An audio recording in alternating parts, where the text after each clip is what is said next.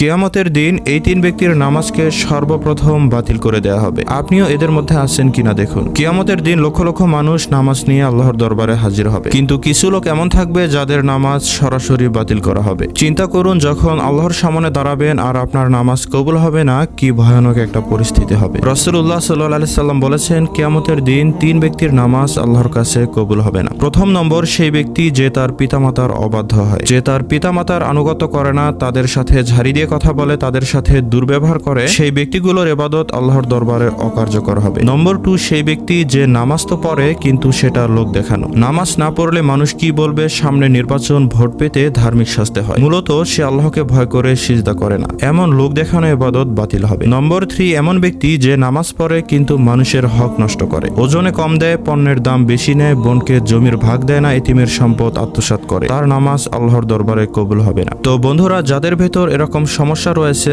আজই তা দূর করে ফেলুন। আল্লাহ তাআলা আমাদের সবাইকে 5 ওয়াক্ত নামাজ পড়ার তৌফিক দিন। তো সম্মানিত বন্ধু, আপনি কি নামাজ পড়েন? অবশ্যই কমেন্টে জানিয়ে দিন।